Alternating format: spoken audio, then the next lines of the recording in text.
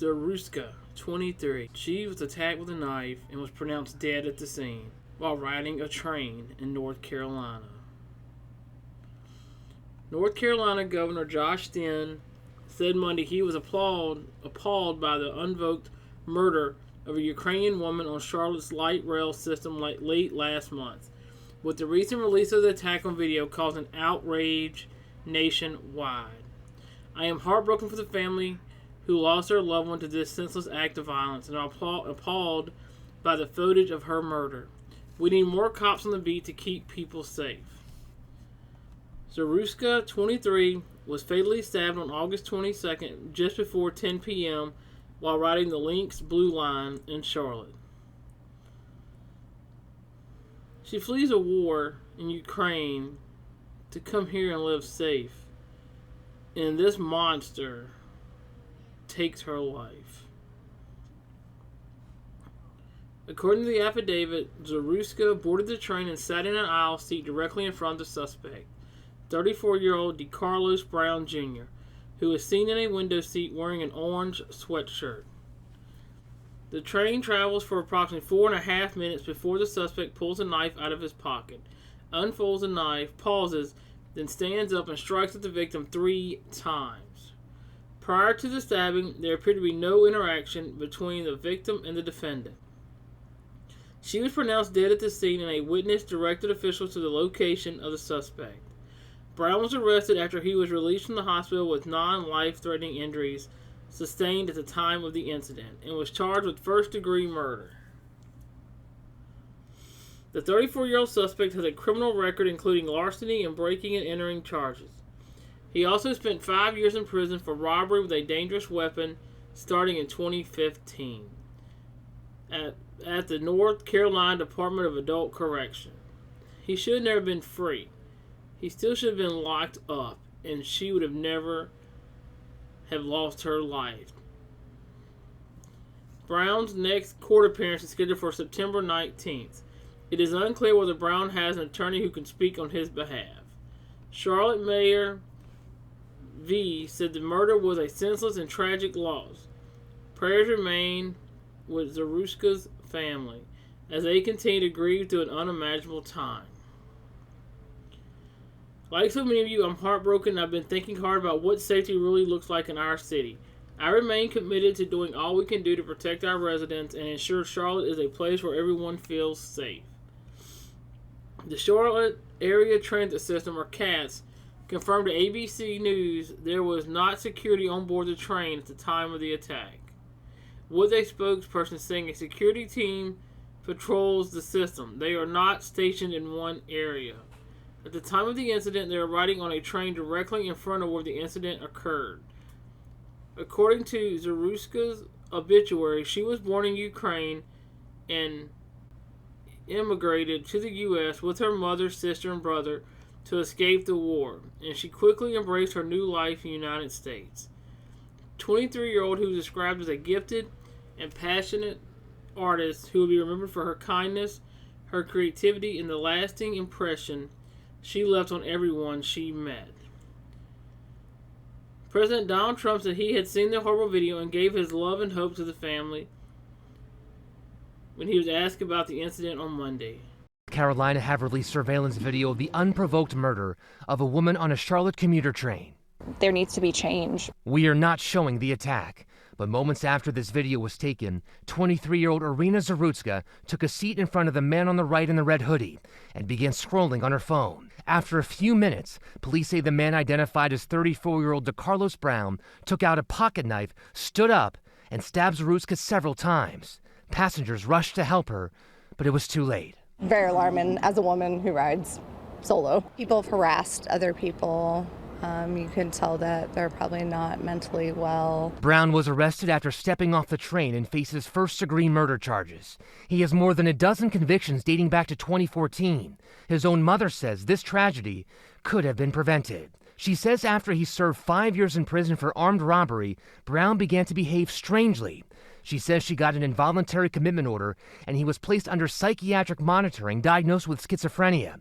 But she says he got so aggressive, she had to kick him out of her house. Earlier this year, he called 911, making what police describe as paranoid claims. A judge ordered a competency evaluation, but he remained a free man. The case highlighting challenges in the judicial system when it comes to mental health. A retired judge saying resources are spread too thin. As for Zarutska, her family says she was a talented young artist who had come to the U.S. to flee the war in her home country of Ukraine. And Charlotte's mayor is pushing for more investment in mental health resources. Officials say one major issue is that standards for involuntary commitment are complex and can take years to navigate. Federal charges were filed against the man accused in the Charlotte light rail killing. Here's the monster right there, who should have never been walking free amongst the people in Charlottesville. The suspect in the murder of Irina Zarutska has been charged with a federal crime in connection with the killing last month on the light rail in Charlotte. A criminal complaint filed in federal court charges D. Carlos Brown, 34, with one count of committing an act of causing death on a mass transportation system, a crime that falls under federal jurisdiction. Brown has already been charged with first-degree murder, a state charge, following his arrest by Charlotte Mecklenburg police immediately after the stabbing death of Irina Zarutska, 23. This brutal attack on an innocent woman simply trying to get to her destination is an attack on the American way of life. Of course, crimes like this affect the victim the most. Irina deserves justice, and we will bring justice to her and her family. But crimes like this also affect everyone who relies on mass transportation to get to and from work and go about their daily lives. And federal charges are necessary to protect the public and ensure confidence in our transportation systems. The new charges come as an attention on Zarutska's August 22nd killing mushrooms with statements from President Trump, Elon Musk, FBI Director Kash Patel, and dozens of other state and local figures. A gruesome video of the attack released over the weekend sparked further outrage and prompted national coverage from Fox, CNN, and other news outlets. Many are Republicans who have slammed Charlotte's mayor, and local officials. Brown had been arrested 14 times before, including for robbery charges that sent him to prison. His mother has said he suffered from schizophrenia. His most recent arrest prior to the August killings was in January, when he was charged with a misdemeanor misusing the 911 system. Brown was released on a written promise to appear, and his public defender had requested an evaluation of his competency. He was homeless at the time of the killing and did not have a ticket to ride the light rail the night of her death. Zarutska was a Ukrainian refugee who came to Charlotte seeking safety from Russia's war in her home country. She had a degree in art, learned English, and was trying to obtain her driver's license to help build a life in the U.S. Federal prosecutors' description of the case shows Zarutska and Brown had no interaction before he stabbed and killed her. Shortly before 10 p.m. as the train passed through a bustling part of South End. Investigators reviewed the surveillance footage that showed the victim entering the light rail car and sitting down in the row in front of Brown.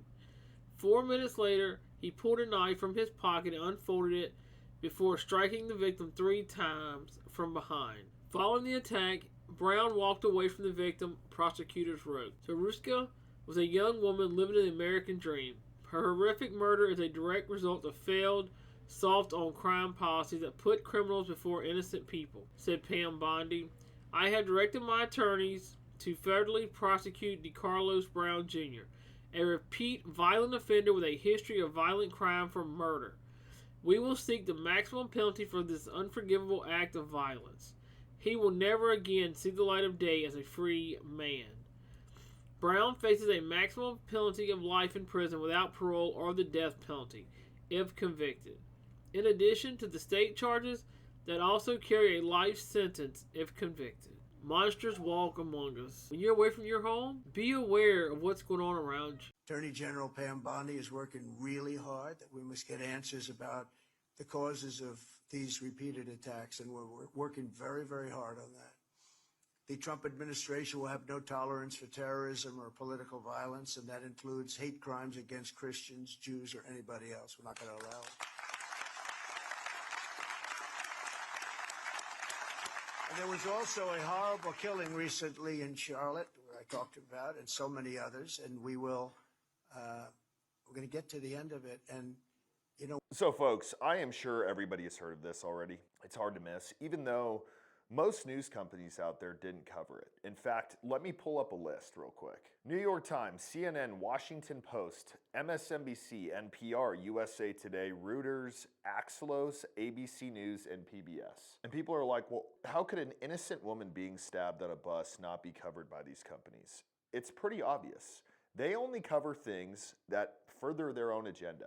And it's destroying white America. Anything that has to do with white people, they're not going to help, even though they have white people in their company. Isn't that weird? Now look, I don't want to make this a color thing because it's ultimately not. It's a culture thing in America.